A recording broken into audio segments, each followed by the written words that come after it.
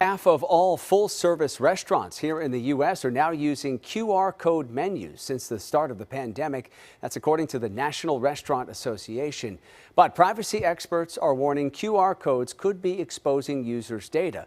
While some codes open a restaurant's website to display the menu, others link to sophisticated systems that also take orders and charge customers. Since QR codes can be programmed to link to anything, they could help track customers unknowingly or activate cookies to track your purchase history.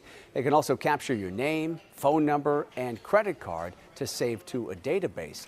Joining me now to talk about the potential risks of these QR codes is San Jose State University professor and cybersecurity expert Ahmed Bhanafa.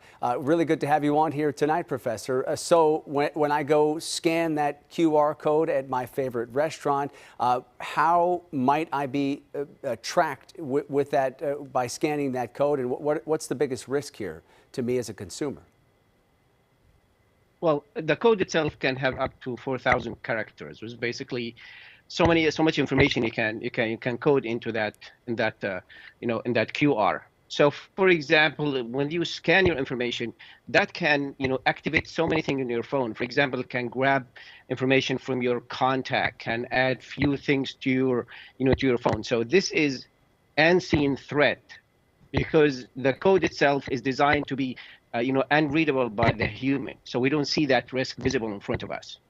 So so these QR code systems they're using, as we just said, they're using cookies in most cases to track information about me as a consumer, maybe my purchase history, as you said, and that's information that obviously would be important to these companies. How much do we know about what ultimately happens with that data that's gathered?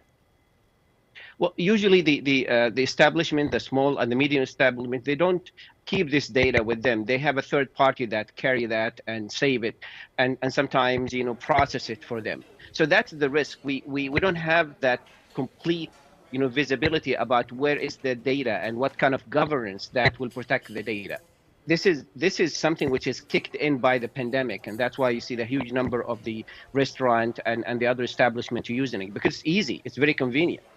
How much do you worry about hackers, people with, bad intentions using these QR code systems to potentially access people's personal information, potentially someone's bank account information as well? Well, that's a very good question. Here's some of the actions that can be done through the QR. You can have an event in the calendar. You can send an email, text message. You can download an app. You can change the setup of the Wi-Fi by just scanning that QR. So if the hackers can modify that QR you are scanning, or they take advantage of you being distracted by having a different QR, then they can have access to your phone. And also, Alex, the QR are actually two types. One of them is dynamic, one of them is static. The dynamic is really the dangerous one that keeps changing over time. You cannot track it down. All right, so I guess the bottom line is it's important to make sure that you know exactly what that QR code is that you're scanning and that it comes from a reliable source, for sure. Appreciate you coming on tonight to break it all down. Professor Ahmed Bhanafa from San Jose State University. Good to see you. Thank you.